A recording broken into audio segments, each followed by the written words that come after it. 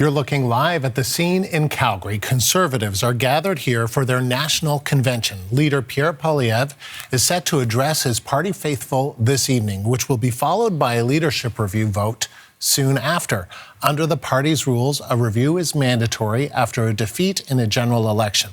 Loyalists close to Poilievre expect him to easily win the vote, but the margin of victory could signal whether the party stays the course or is open to change.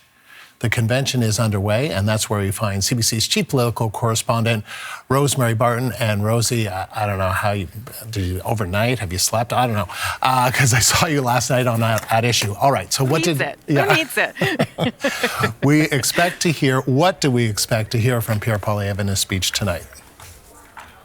It's going to be fascinating, Andrew, because it is, he's trying to walk a couple of paths here with this speech. The first one, of course, to the people in the room, some who have already voted. There's been some early voting, but the large majority of which will vote after the speech takes place. So that speech really has to talk about conservative values and ideas. It has to talk about keeping the party united and on track. It has to talk about that issue that Pierre Poilievre has been talking about now for years, affordability, and the way that he plans to hammer that home in Ottawa and push the government to do more.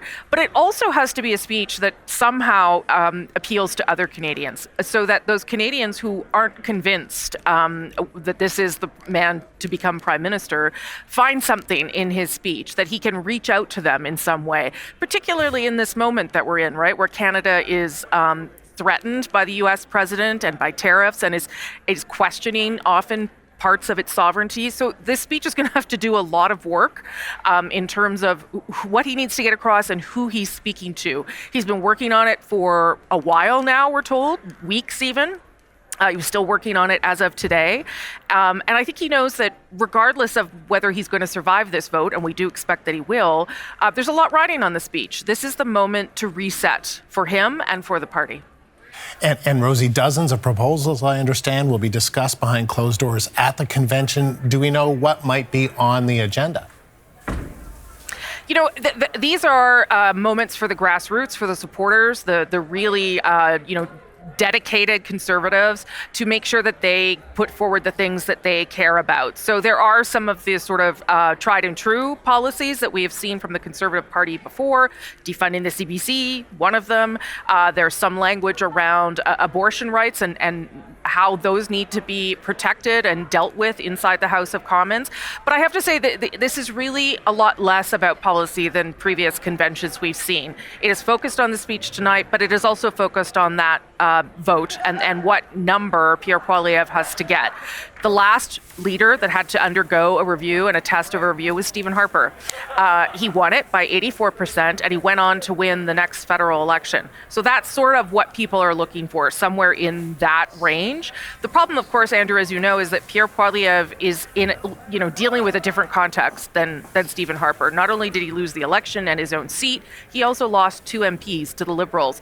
And that also had many people inside his caucus questioning whether he was the person to continue to lead the party forward, given that the Liberals are now so close to a majority, as you and I have talked about so many times. So a lot of the caucus members tonight will also be looking for a sign that Pierre Poilievre is really up for this job and he's ready to take them forward into the next phase. And I think that he's learned some lessons from the past year or so after that really fairly devastating loss for them, even though they increased their popular vote and they increased their seat count by 24.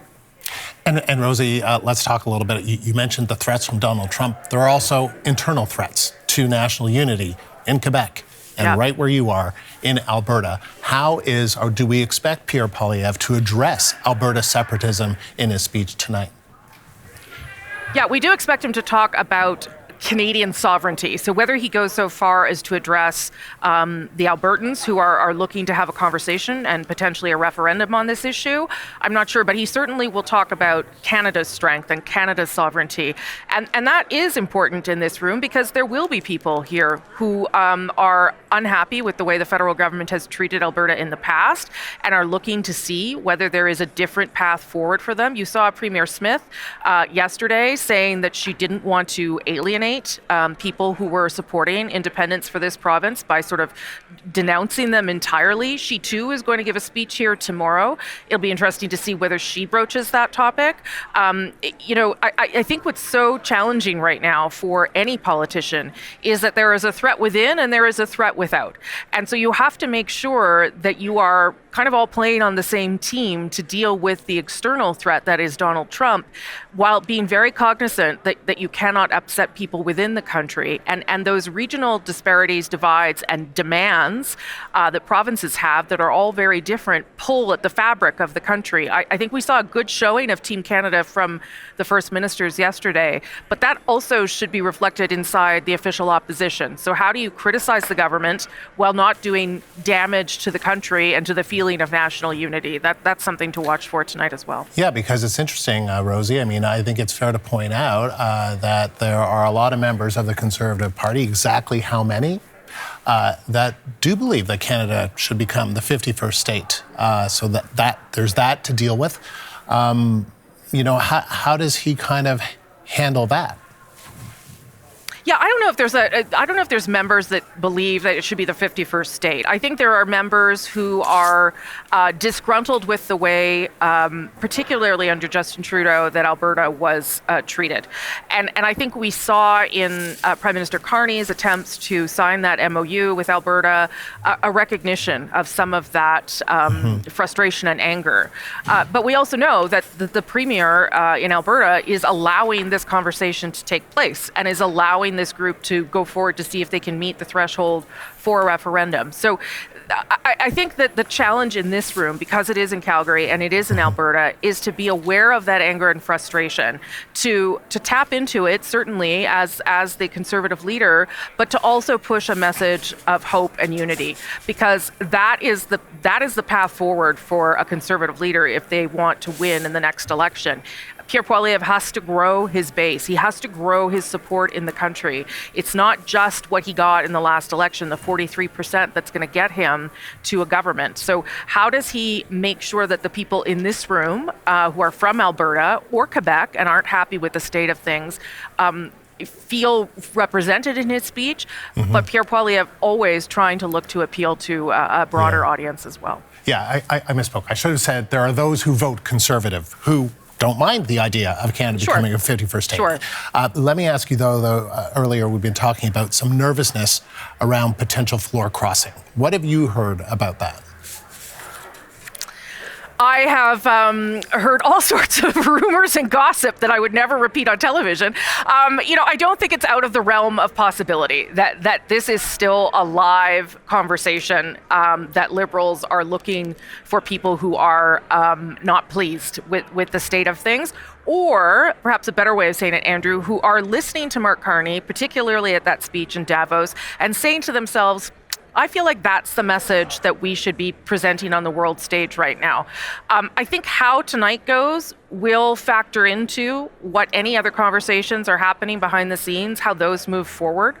I don't know any names. I don't know that it's about to happen. It's not that level of strategy and discourse that we're at.